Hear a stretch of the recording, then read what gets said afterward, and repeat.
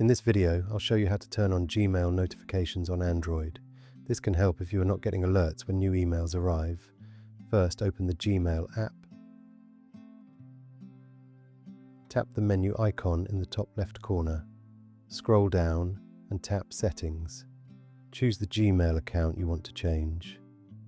Now tap Notifications. Make sure notifications are turned on.